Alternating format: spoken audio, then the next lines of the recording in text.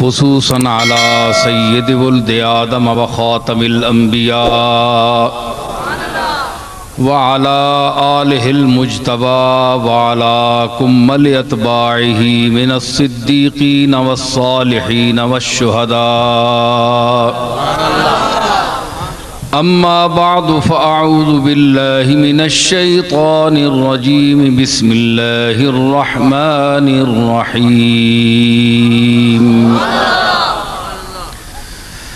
یا ایہا النبی انا ارسلناک شاہدا ومبشرا ونذیرا وداعيا إلى الله بإذنه وسراجا منيرا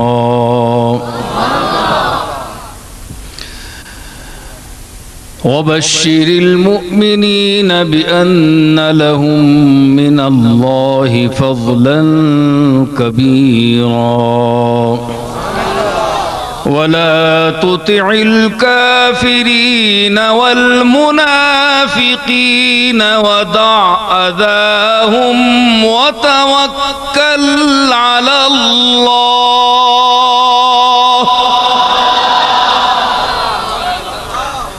وكفى بالله وكيلا وقال الله تعالى في مقام آخر وعلمك ما لم تكن تعلم وكان فضل الله عليك عظيما صدق الله مولانا العظيم إن الله وملائكته يصلون على النبي يا أيها الذين آمنوا صلوا عليه وسلموا تسليما اللهم صل على محمد وعلى آل محمد وبارك وسلم وصل عليه. ذرا آواز سیٹ کریں، یہ نہیں بول رہا، ایک مائک نہیں بول رہا. اچھا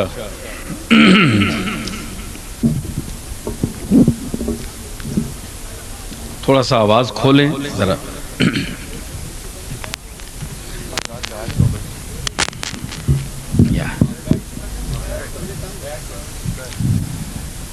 حاضرین محترم، علماء گرامی قدر، سامعین باشعور،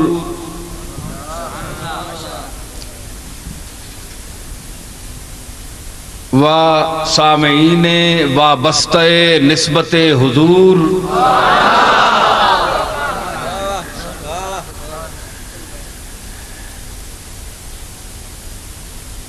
واہ فیکٹری میں کچھ عرصہ پہلے میں آیا تھا. میں مصروف آدمی ہوں، ہر شخص مصروف ہوتا ہے، لیکن میری مصروفیات کی نوعیت جداگانہ ہے. لوگوں سے میل جول، ہجوم، یہ انسان کو کہیں کا نہیں چھوڑتا.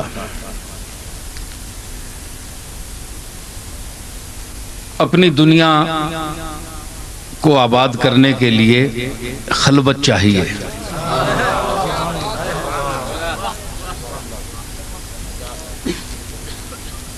میرا ایک شعر تھا کہ پہلے تنہائی کی ناگن ڈستی ہے برسوں،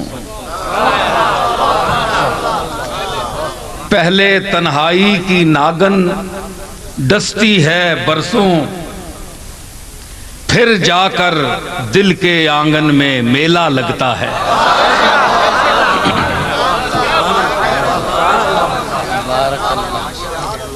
پہلے تنہائی کی ناگن ڈستی ہے برسوں، پھر جا کر دل کے آنگن میں میلہ لگتا ہے۔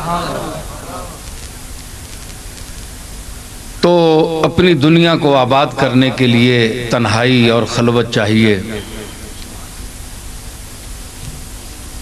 میں کہا کرتا ہوں کہ میرے جد امجد حضرت بابو جی رحمت اللہ علیہ نے جو مجھے تعلیم دلوائی اور جو 4 لفظ میں نے پڑھ لیے، یہ ان کی خصوصی نوازش کا نتیجہ ہے۔ میں ان سے عرض کیا کرتا تھا کہ جو تعلیم مجھے آپ دلوا رہے ہیں اب اس کے گاہک نہیں رہے۔ میں انگریزی پڑھ لوں تو کسی عالی منصب پر، دنیا کے منصب پر فائز ہو جاؤں گا۔ اللہ نے مجھے ذہن عطا فرمایا ہے، لیکن مجھ سے انہوں نے فرمایا تھا اب تمہارے سامنے 2 راستے ہیں۔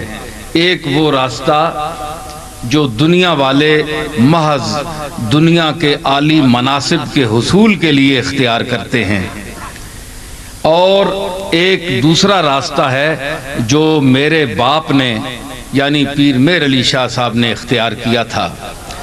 2 راستے ہیں، 2 مکتبے ہیں، ایک دنیا کا مکتب ہے اور ایک شریعت کا مکتب ہے، اسلام کا ہے، دین کا ہے، مذہب کا ہے۔ تم کون سا اختیار کرنا چاہتے ہو؟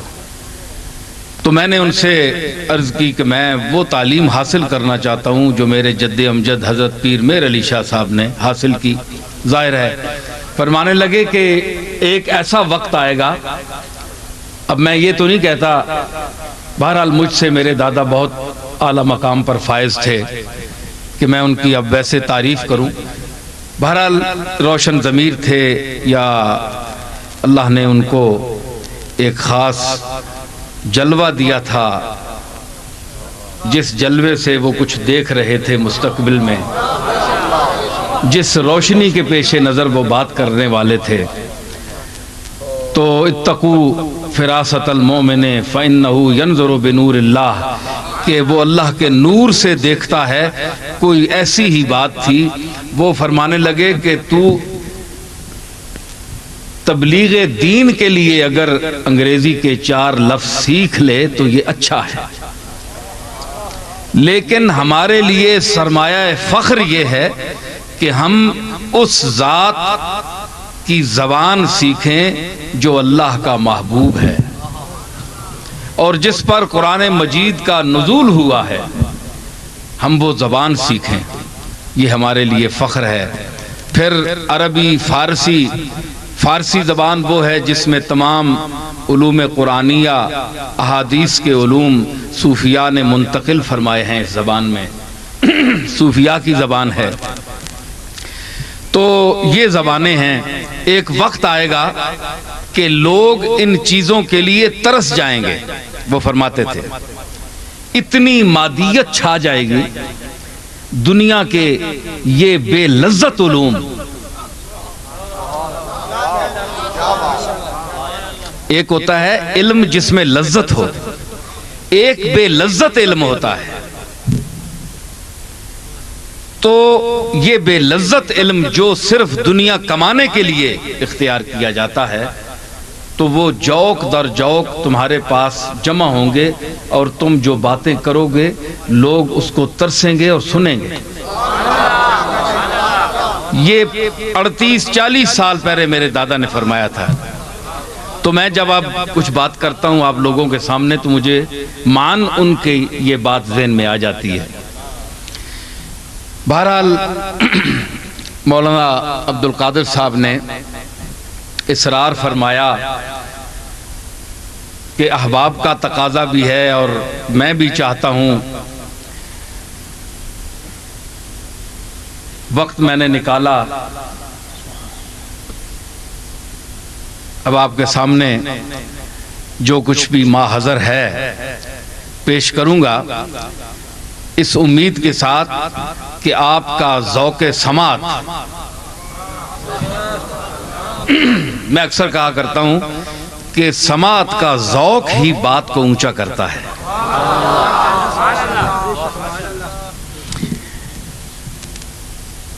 صاحب نے کہا تھا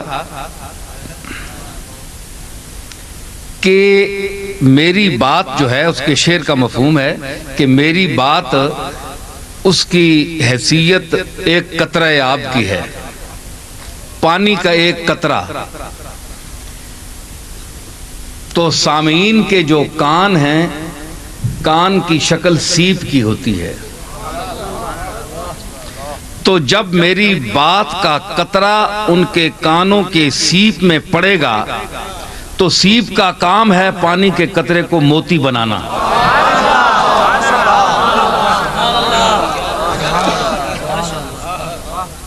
تو قطرہ آب عام سا پانی ہوتا ہے، لیکن جب سیپ کی آغوش اسے میسر ہو جائے تو وہ اس کو موتی بنا دیتی ہے۔ تو میں یہ سمجھتا ہوں کہ میری بات اپنی جگہ، لیکن آپ کا حسن سماعت ان باتوں کی قدر افزائی کرے گا تو بات کہیں سے کہیں پہنچ جائے گی۔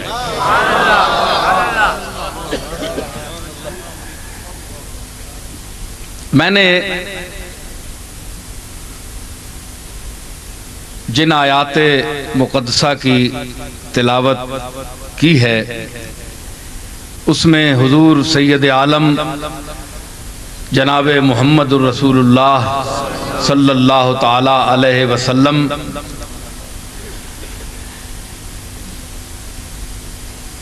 سے خطاب فرمایا گیا ہے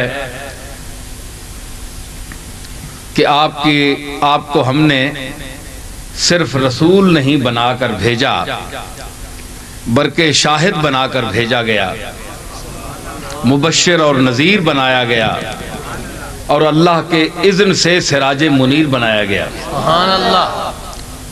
تو یہ اپنے اپنے موقع پر یہ مفاہیم چلیں گے۔ اب جو میں خاص طور پر بعد میں جو میں نے آیت پڑھی ہے، وَعَلَّمَكَ مَا لَمْ تَكُنْ تَعْلَمْ وَكَانَ فَضْلُ اللَّهِ عَلَيْكَ عَظِيمًا، کہ اے میرے رسول میں نے تجھے وہ کچھ سکھا دیا جو تو اس سے پہلے نہیں جانتا تھا۔ اللہ نے فیصلہ ہی کر دیا، بات ہی ختم کر دی۔ کسی اور خطاب میں بھی میں نے یہ کہا تھا، کیونکہ یہ جھگڑا بڑے عرصے کا چل رہا ہے، اور میرا خیال ہے کہ مکے کی زمین میں ایک زمانے میں مشرکین نے یہ اعتراض کیا تھا کہ محمد اپنی طرف سے باتیں کرتا ہے معاذ اللہ، اور اگر یہ سچا ہے وہ چیزیں جو نظر سے اوجھل ہیں ان کا علم رکھتا ہے، تو اسے چاہیے کہ اپنے دعوے کے ثبوت میں کہ یہ شب معراج عرش سے اوپر گیا ہے اور بیت المقدس میں امامت اس نے کی ہے، تو یہ مسجد کے ستون گنوائے کتنے ستون ہیں۔ یہ مشرکین مکہ نے اعتراض کیا تھا، یعنی رسول اللہ صلی اللہ تعالی علیہ وسلم کے علم کی جو حیثیت ہے، منزل ہے، مقدار ہے، اس کو محدود کیا کہ یہ نہیں جانتا۔ میری بات سمجھ رہے ہیں آپ؟ ذرا ذوق کے ساتھ، زندگی کے ساتھ، زندگی کا ثبوت دیں۔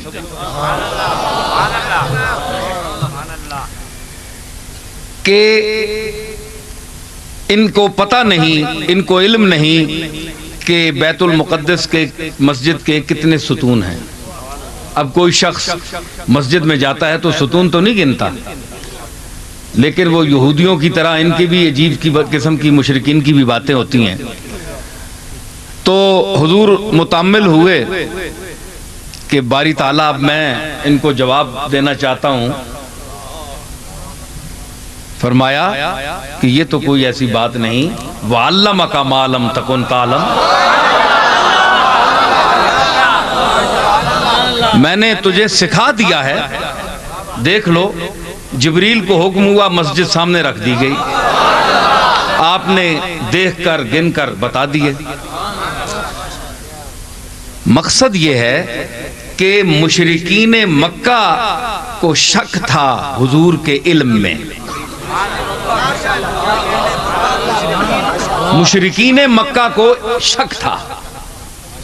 اچھا, اس کے بعد صحابہ کا دور سارا گزرا, تابعین کا دور گزرا, تبع تابعین کا دور گزرا, جس کے متعلق حضور سید عالم نے فرمایا خیر القرون قرنی ثم الذین یلونہم ثم الذین یلونہم, سب سے بہتر صدی میری ہے,